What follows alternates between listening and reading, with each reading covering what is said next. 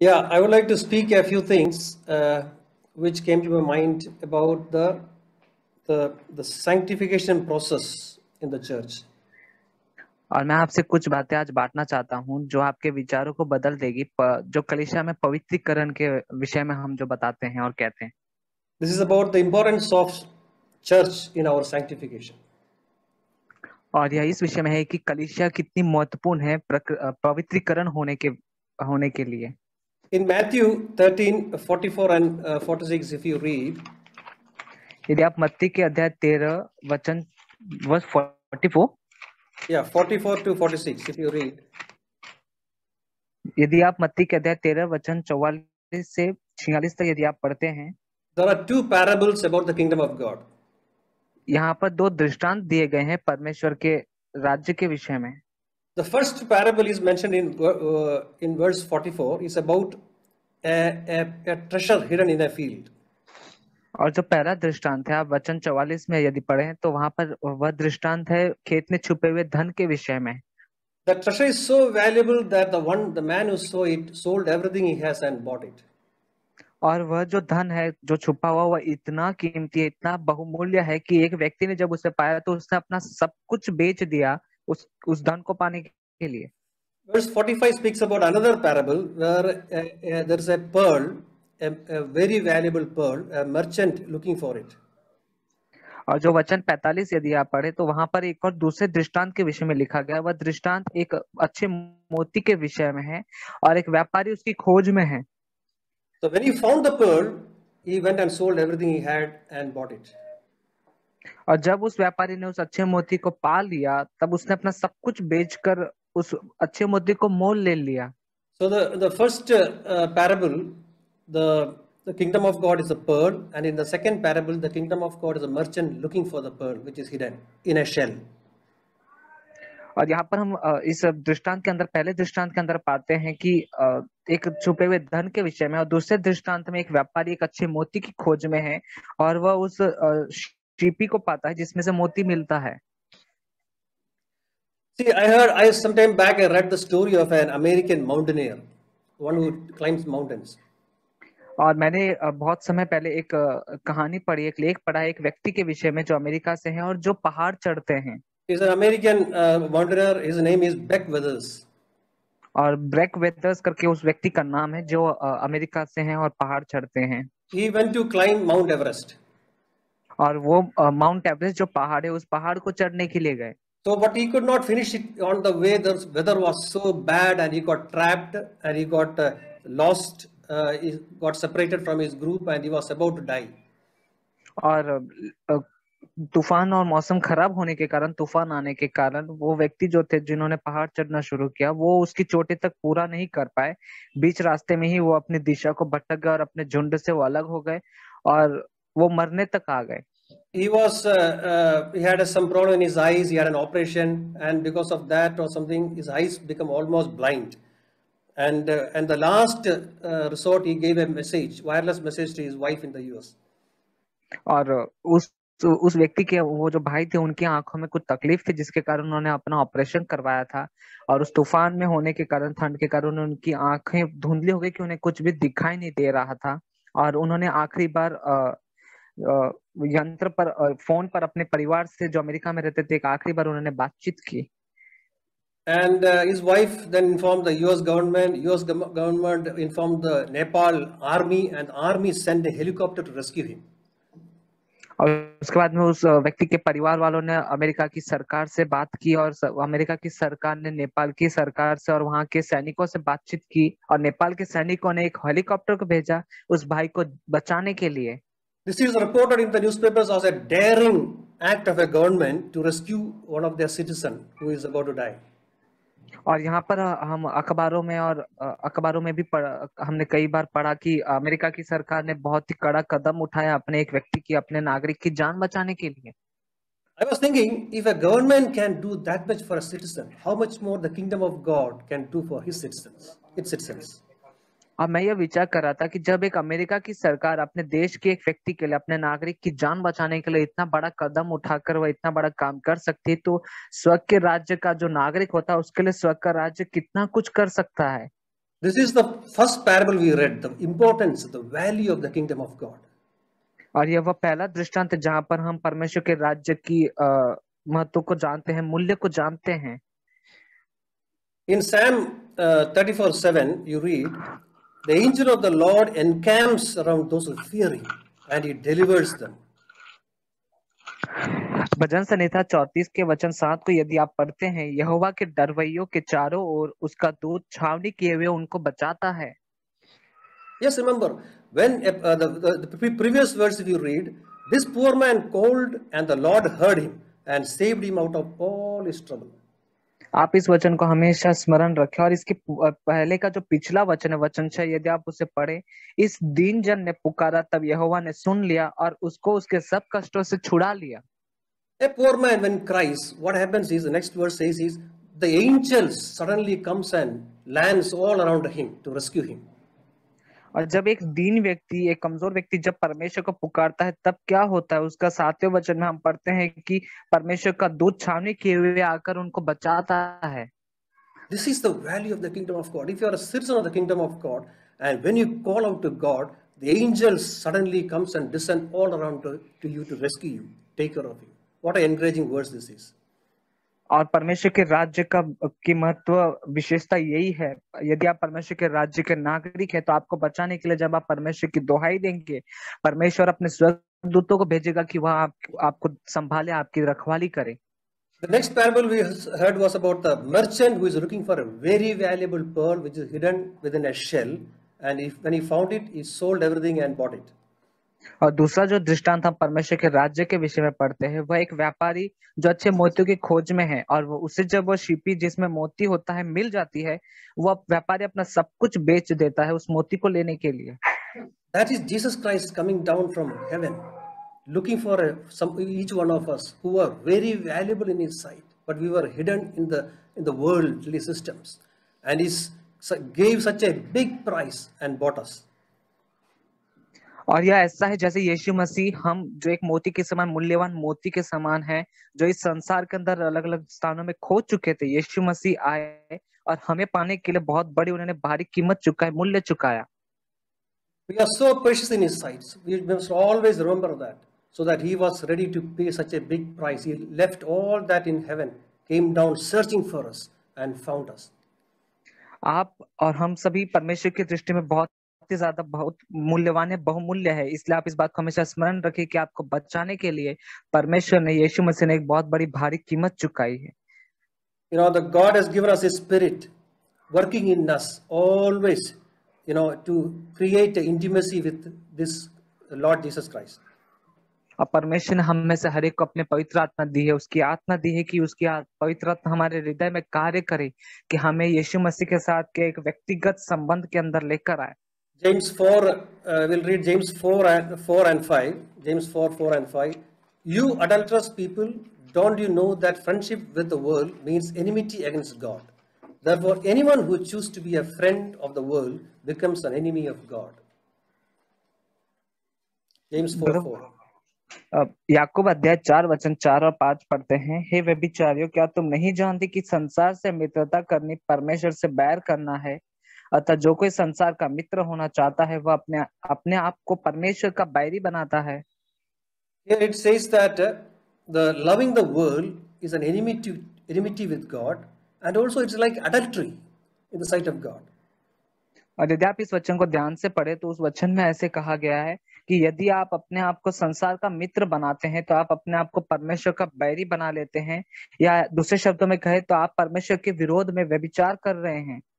Fifth verse says that, do you think Scripture says without reason that He jealously longs for the Spirit He has caused to dwell in us? और उसका 5वां वचन यदि आप पढ़े, क्या तुम यह समझते हो कि पवित्र शास्त्र व्यर्थ कहता है, जिस आत्मा को उसने हमारे भीतर बसाया, क्या वह ऐसी लालसा करता है जिसका प्रतिफल दाह हो? So God has given us a spirit. The Spirit's job is to ensure that we don't love this world, and our intimacy is only with Lord Jesus Christ and not anything of this world. परमेश्वर ने हमें उनकी पवित्र आत्मा दी है, और पवित्र आत्मा का कार्य यह है कि वह इस बात की चौकसी करे कि हम संसार या संसार की किसी बात से, वस्तु से प्रेम ना करने पाए। When we love the world, when we become an enemy of God, and the Spirit, God, so the Spirit becomes God. Jesus Christ becomes so jealous, like a husband becomes jealous when his wife start, having intimacy with some other man. और यहाँ पर वचन में कहता है कि यदि आप आप संसार के साथ में यदि मित्रता करने लगते हैं या उसके किसी वस्तु से प्रेम करते हैं, तो यीशु मसीह जो उन्होंने आपके अंदर पवित्र आत्मा दी, उसके कारण यीशु मसीह आपके प्रति एक जलन करते हैं। जैसे एक पति यदि उसकी पत्नी उसको छोड़ किसी और के संग में मिलती है, तो वह जिस प्रकार की जलन करता है, वैसे यीशु मसीह आपके प्रति जलन करने लगते हैं। Some days when we look into our life, we can even see that we ask Jesus Christ to provide the things of this world. Our love for this world is so much that we pray to Jesus to provide us the world. Just think about a woman asking her husband for the favor with another man. It is that serious. और आप इस बात पर विचार करें, मनन करें कि यह ऐसा ही है जैसे कि यीशु मसीह, हम कई बार ऐसी प्रार्थना भी करते हैं, हमारे अंदर संसार का प्रेम होने के कारण हम संसार की वस्तु को पाने के लिए यीशु मसीह से प्रार्थना करते हैं कि प्रभु जी मुझे आप वह वस्तु दें, मुझे वह चाहिए। यह ऐसा ही है जैसे कि वह पत्नी अपने पति के पास जाकर कहती है कि आप मेरे साथ सहमत हो जाओ, मैं किसी और पुरुष के साथ में जा सकूं। So when you read Bible, our salvation has got 3 steps. और यदि आप बाइबल को पढ़ते हैं तो हमारा जो उद्धार है वह 3 चरणों में, 3 स्तर में बटा हुआ है। There is a salvation which is already done, which is past. That is called justification. All of us know. और पहला जो है, वह पहला भाग जो है वह है उद्धार का, वह है धर्मी ठहराया जाना। वह उद्धार हमारा हो चुका है। All of us who are in the church or born again are justified. Your sins are forgiven, and God has seen you just as if you have never sinned, and you are moved from death to life. अब परमेश्वर ने आपके किए हुए पुराने कर्मों को क्षमा किया है, आप पर दया दिखाई है, और आप जो कलीसिया में है और जिन्होंने नया जन्म पाया है, यीशु मसीह ने आप सभी को धर्मी ठहराया है और आप नए हैं। There is a salvation, a part of the salvation which is happening right now, which is called sanctification. We are becoming more and more like Jesus every day. और उद्धार का जो दूसरा भाग है, दूसरा चरण, वह अभी आपके वर्तमान समय में जीवन में पूरा हो रहा है, जिसे हम पवित्रीकरण कहते हैं। And the last part is the glorification, which is when we see him, we become like him. And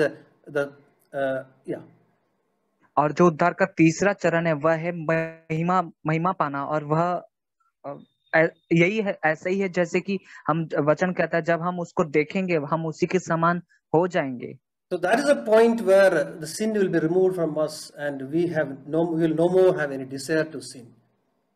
और यह वह समय होगा जहां पर हम पाप से पूरी तरह से आजाद हो जाएंगे, पाप की हुजूरी खत्म हो जाएगी और हमारे अंदर इच्छा नहीं रहेगी कि हम पाप करना चाहते हैं। In this we can see that the sanctification part is our church life. और इन सारी प्रक्रिया में हम जो देखते हैं पवित्रीकरण, उसमें वह कलीसिया का भाग है। Once you born again, you enter the church. Throughout our life in the church, our sanctification process happens within the church.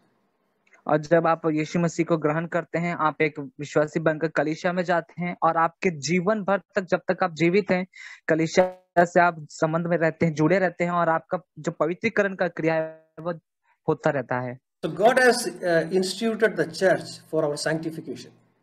अब परमेश्वर है जिन्होंने कलीसिया को स्थापित किया, निर्धारित किया है हमारे पवित्रीकरण होने के लिए।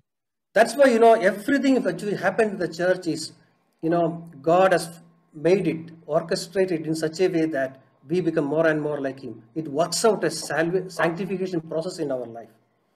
इसलिए परमेश्वर ने कलीसिया को और उनकी बातों को इस रीति से रखा और ठहराया है कि वह हमारे जीवन में इस रीति से कार्य करे कि हम हमारे जीवन भर के उस काल में पवित्र बनते चले जाएं। Philippians 2:12 says that work out your salvation. फिलिपियो 2:12 ऐसे कहता है, अपने उद्धार के लिए उद्धार का कार्य पूरा करते जाओ। So we all know that there's the Spirit of God operating in the church, and the world, there is no Spirit of God, and the world does not know him. और हम सभी जानते हैं कि कलीसिया ही वह स्थान है जहां पर परमेश्वर का आत्मा कार्य करता है, और कलीसिया के बाहर जो संसार होता है वहां पर ना तो परमेश्वर का आत्मा है और ना ही परमेश्वर का आत्मा कार्य करता है। See, all that we teach in the church are basically the foundation of our Christian life. और जो कुछ हम कलीसिया में सिखाते हैं वह वास्तव में हमारे मसीह जीवन की बुनियाद है, नींव है। But our sanctification happens when we become more and more like Christ, when Holy Spirit speaks to us, when we are in communion with the Holy Spirit. लेकिन हमारा पवित्रीकरण तब होता है जब हम लगातार पवित्र आत्मा के साथ, यीशु मसीह के साथ संगति में हैं और संबंध में हैं और पवित्र आत्मा को सुनते हैं। We know that, when somebody take your coat, you give your tunic or some, suppose, somebody takes something from you, you don't resist that person. It is taught in Matthew 5. और मत्ती के अध्याय 5 में हम पढ़ते हैं कि कोई हमारा कुर्ता लेना चाहे तो उसे हम दोहर भी दें, ऐसे करके हमें शिक्षा दी गई है। But you obey all this because somebody told you, when you will always start blaming that person for whatever consequences you face. और आप इन सारी बातों का पालन इसलिए कर रहे हैं क्योंकि आपको किसी व्यक्ति ने पालन करने के लिए कहा है, लेकिन उसका परिणाम जब आपको भुगतना पड़ता है उस समय आप उस व्यक्ति को दोष देंगे जिसने आपसे यह करने को कहा। But when Holy Spirit teaches you this, you will have the power, you will have the energy to do that, and then you will not blame any human being, but you will that will create a change in your life to become more and more like Christ. लेकिन जब आप पवित्र आत्मा की संगति में रहेंगे, पवित्र आत्मा से भरे हुए जुड़े रहेंगे और जब पवित्र आत्मा आपको सिखाएगा तब आपके पास सामर्थ्य भी होगी, उस कार्य को, उस आज्ञा को पालन करने की शक्ति भी होगी और तब आपके पास किसी इंसान को, मनुष्य को दोष देने का कोई कारण नहीं होगा। 1 John 2:27 says, पहला यूहन्ना 2:27 ऐसे कहता है, as for you the anointing you received from him remains in you, and you do not need anyone to teach you. But as this anointing teaches you about all things, and as that anointing is real and not counterfeit, just as it was taught to you, and remain in him. पहला यूहन्ना अध्याय 2:27, परंतु तुम्हारा वह अभिषेक जो उसकी ओर से किया गया तुम में बना रहता है, और तुम्हें इसका प्रयोजन नहीं कि कोई तुम्हें सिखाए, वरन जैसे वह अभिषेक जो उसकी ओर से किया गया तुम्हें सब बातें सिखाता है, और यह सच्चा है और झूठा नहीं, और जैसे उसने तुम्हें सिखाया है वैसे ही तुम उसमें बने रहते हो। This is what happened with church. There is a Holy Spirit present in the church, body of Christ, which will teach us, which will guide us in day-to-day life. और यह हमारे जीवन में वास्तव में होता है, जो परमेश्वर की पवित्र आत्मा है वह कलीसिया में उपस्थित रहती है और कार्य करती है और हमारे हर रोज के जीवन में हमें सिखाती है। That is the only way we can become more and more like, we can partake of the nature of Christ as the days progress. और यही एक मात्र मार्ग है जिसके द्वारा हम जैसे जैसे दिन के बाद दिन बढ़ते रहते हैं, हम मसीह के उस स्वभाव को पाएंगे, उसमें बनेंगे। It's very interesting to say that in the 1 Peter, when Peter is writing his epistle, he says that he is writing, if you read 1 Peter 1:2, it says that who have been chosen, 1 Peter 1:2, who have been chosen according to the foreknowledge of God the Father through the sanctifying work of the Spirit, to be obedient to Jesus Christ and sprinkled with his blood. और यदि आप पहला पत्रस की उस पत्री को, पहली पत्री को जब आप पढ़ते हैं पत्रस की, वहां पर पत्रस जब इस पत्री को लिखते हैं वो वहां पर ऐसा कहते हैं, पहला पत्रस 1:2 वचन जब पढ़े, परमेश्वर पिता के भविष्य ज्ञान के अनुसार आत्मा के पवित्र करने के द्वारा आज्ञा मानने और यीशु मसीह के लहू के छिड़के जाने के लिए चुने गए हैं। It says that, he is writing to these people, the people whom we read now. He is writing this epistle for those people who are chosen, who are set their mind to obey God. और यहाँ पर पत्रस जो यह पत्री लिख रहा है वह उस झुंड के लिए, उन लोगों के लिए लिख रहा है जो चुने गए हैं और परमेश्वर की आज्ञा मानना चाहते हैं। So that's how it is. The Bible is written for the people who really want to, grow in the likeness of God, who really want to obey God. For other people, it will not even make any sense. They won't even understand what is mentioned here. अब Bible जो है वह इसलिए ही लिखा गया इसी कारण के लिए कि जो लोग परमेश्वर का अनुसरण करना चाहते हैं, उसके समान बनना चाहते हैं, उसके आगे का पालन करना चाहते हैं, उन्हीं के लिए निर्देश की बातों को इस बाइबल में लिखा गया है। लेकिन जो बाकी दूसरे लोग हैं उन्हें सूझेगा भी नहीं कि यह क्या है और किस विषय में है। As it said in Matthew 11:27 that you can get to know about God only when Christ reveals God to us, Father to us. और जैसे हम मत्ती के अध्याय 11 के वचन 27 में पढ़ते हैं कि आप पिता को तभी जान पाएंगे जब पुत्र आप पर प्रकट करेगा। That means if God doesn't tell us about himself, we will not know about God at all. There is no one can teach us about God. और ऐसा कोई भी व्यक्ति नहीं है जो हमें परमेश्वर के विषय में कोई बात को सिखा सके। यदि परमेश्वर स्वयं अपने आप को हम पे प्रकट न करे और अपने विषय में हमें न बताएंगे, प्रकट नहीं करेंगे, हम नहीं जान पाएंगे। So that is what it is. God, the Spirit which is there in the church can transform the worst people into the likeness of Christ. और वह पवित्र आत्मा और वह जो परमेश्वर ने उसके कलीसिया में आज रखी है, यह बुरे से बुरे दुष्ट व्यक्ति को भी परमेश्वर के यीशु मसीह के स्वरूप में बदल सकता है। That's the power of Christ operating in our lives. और यह वह सामर्थ्य है जो मसीह हमारे जीवन में कार्य करते हैं। When we can see that whenever we select a bride, when I was looking for a bridegroom for my daughter, we do a lot of search. We don't just go and select a person. We do a lot of search to find the best suit for our children. और जब हम दूल्हा या दुल्हन जैसे हमारे परिवार के विषय में, मेरी बेटी के लिए जब हम दूल्हे की खोज में थे, तो हमने ऐसे ही किसी को चुनाव नहीं किया, परंतु हमने बहुत सारी जांच की, पड़ताल किया, बहुत ही हमने सावधानी से खोजा। We don't want to make any mistake in this matter. और इस विषय में हम कोई भी छोटी सी भी गलती नहीं करना चाहते थे। But when we read the Gospels, we find how Jesus Christ chose his disciples, his apostles, who are the primary members of the church, body of Christ. लेकिन मैं वचन में देख रहा था कि यीशु मसीह ने अपने शिष्यों का चुनाव किस रीति से किया, जो वास्तव में शुरुआत की कलीसिया की नींव ठहरे। He just asked his father and just went around and selected all those people who were the worst. They were the fools of the society. और यीशु मसीह ने पिता के पास जाकर प्रार्थना की, विनती की, और जाकर उन्होंने उनके पास जो झुंड थे उसमें से कुछ लोगों को चुनकर अलग किया, जो कि समाज की दृष्टि में बहुत ही पिछड़े और बहुत ही दुष्ट थे। As mentioned in 1 Corinthians 1:27, that he has selected the foolish of this world.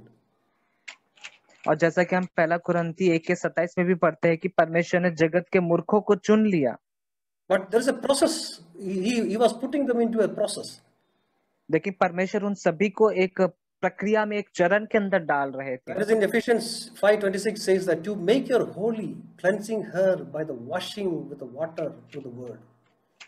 और जैसे हम इफिसियों which chapter 5:26 इफिसियों 5:26 के अंदर हम पढ़ते हैं कि उसके वचन के द्वारा जल के स्नान से शुद्ध करके पवित्र बनाए। So God, we were all lost, foolish, the worst of society. None of us were good, but God is in a process by the power of the Holy Spirit to make us more like Christ. और हम सभी जिन्हें परमेश्वर ने आज चुनकर बुलाया है, हम सभी संसार और समाज की दृष्टि में बहुत ही दुष्ट और निकम्मे ठहरे हुए थे, लेकिन परमेश्वर ने उसकी जो आत्मा के द्वारा जो कार्य किया, प्रक्रिया के द्वारा हमें उसके सभा में बनने के लिए बुलाया। As we spoke, this will not happen by anyone teaching us. It will happen only by the Holy Spirit interacting with us, speaking to us, guiding us, because there's no one can know the mind of Christ to become like Christ except the Holy Spirit. और कोई व्यक्ति हमें जब ये बातें सिखाएगा और उसके सिखाने से हमारे अंदर ये बातें पूरी नहीं होंगी और हम ऐसे नहीं बनेंगे, हमें पवित्र आत्मा के साथ में आमना सामना करके व्यक्तिगत रूप से जब तक हम परमेश्वर के हुजूरी में, संगति में नहीं चलेंगे, उसके साथ सम्मुख बने नहीं रहेंगे, तब तक ये बातें नहीं हो पाएंगी। So the body of Christ, the church, is a very important factor in our sanctification. और हमारे पवित्रीकरण की क्रिया में कलीसिया बहुत ही महत्वपूर्ण और विशेष रूप से कार्य करती है। So, when Christ comes, we will be like him. Our desire for sin will be taken away. Today, we are dealing with the power of sin. As the days progress, the power of sin is becoming nullified, becoming less and less in our life because of sanctifying work of the Spirit. और जब यीशु मसीह लौटकर फिर से आएंगे दोबारा, तब यह प्रक्रिया खत्म होगी। और जैसे हमने पढ़ा कि अभी जो वर्तमान समय में हमारा पवित्रीकरण का जो क्रिया हो रहा है, वह हमें पाप के सामर्थ्य से छुटकारा पाने के लिए हो रहा है, लेकिन वह दिन आएगा जब मसीह लौटकर आएंगे, तब पाप की हुजूरी खत्म हो जाएगी। I was thinking, why Jesus Christ had to born in Israel? Why can't he be born in India or some other heathen country? मैं इस बात पर विचार कर रहा था कि क्यों यीशु मसीह ने इजराइल के घराने में जन्म लिया, वह किसी और देश में, भारत या किसी और देश में क्यों नहीं जन्म लिए। Even Brother Zach has explained this once. If Jesus was born in India, his parents would have made him worship an idol when he was a very small boy. और जैसा भाई जैक ने भी इस पर कई बार बताया है और कहा है कि यदि यीशु मसीह ने भारत में जन्म लिया होता तो उनके माता पिता उनको बचपन ही से मूर्ति की पूजा करना सिखाते। He was born in Israel at a point of time when there was no idol worship at all. अब यीशु मसीह ने इजराइल के घराने में ठीक उस समय जन्म लिया जब वहां पर कोई भी मूर्ति पूजा नहीं होती थी। For Jesus Christ to be born, one nation had to be prepared for centuries. और ये एक यीशु मसीह के जन्म के लिए एक देश को, एक राष्ट्र को कई पीढ़ियों से, सदियों से तैयार हो रहा था। It is just like a bird. Before the bird lays its egg, it makes a nest. और यह ऐसा ही है जैसे कि एक चिड़िया, केवल एक चिड़िया अंडा देने से पहले वह पूरा एक घोंसला बनाती है। If there is no nest, the egg can be eaten by some other animals, and the young ones will never come to life. और यदि वहां पर वो घोंसला नहीं बनाएंगे तो वह अंडा कोई और पक्षी आकर खा जाएगा और वह बच्चा बाहर नहीं आएगा। The same way, for a born again believer to be born, a nest is important, which is the body of Christ. और उसी रीति से एक नया जन्म पाए हुए विश्वासी के लिए जो जन्म लेता है उसको बढ़ने के लिए एक घोंसले की जरूरत है। वह घोंसला कलीसिया है। Brothers and sisters, the church may look a little foolish, it may be looking disorganized, but this is a heavenly appointed body about which Christ said, the gates of hell will not prevail. अब भाई और बहनों, मैं आपसे कहना चाहता हूँ कि कलीसिया के अंदर कई सारी बातों में आपको कुछ कमियां और घटिया दिखती होंगी या कई बातें आपको संतुलन में नहीं दिखती होंगी, लेकिन मैं आपसे कहना चाहता हूँ कि यह वही स्थान है जिसके विषय में यीशु मसीह ने कहा कि अधोलोक के फाटक इस पर प्रबल नहीं होंगे। It is not said about anything else. There may be very strong organizations, strong nations in the world, but only the church can prevail against the wiles of Satan, the schemes of Satan. और ना ही कोई बड़ी संस्था या जो सत्ता के लोग हैं या कोई भी बड़ा जो संस्था है वह शत्रु के सामने नहीं टिक पाएगा, लेकिन कलीसिया ही एकमात्र ऐसा स्थान है जहां जो शैतान के सामने, उसकी युक्ति योजना के सामने खड़े रहती है। As we sang today, God is creating a life in us. No guilt in life, no fear in death. और जैसा कि हमने आज एक गीत में भी गाया कि परमेश्वर हमें ऐसा एक जीवन दे रहे हैं जिसमें हमें फिर पछतावा, पाप का पछतावा नहीं रहता और मृत्यु का कोई भय नहीं रहता। This is the power of Christ in me. यह वह सामर्थ है जो मसीह की जो मुझ में है। What a great thing it is. There is a power of Christ within the body of Christ. कितनी अद्भुत बात है यह कि मसीह की अद्भुत सामर्थ है उसके कलीसिया में। And our body should be a body where Jesus feels at home. और हमारा जो शरीर है, हमारा जो देह है, वह ऐसा हो जैसे यीशु मसीह उसमें अपने आप को अपने घर के समान उन्हें महसूस हो। Let us surrender to this word and submit ourselves into the hands of the Holy Spirit for the sanctifying work which He is doing in our life. तो आइए हम इस वचन की ओर अपने आप के जीवन को समर्पित करें और समर्पण करें परमेश्वर के हाथों में कि परमेश्वर उसके इस पवित्रीकरण के कार्य को पूरा करें। So that our home, our church, our life will be like heaven upon earth. ताकि हमारा जो परिवार है, हमारा जो कलीसिया है, वह एक स्वर्ग के समान हो इस पृथ्वी पर। Amen. आमीन।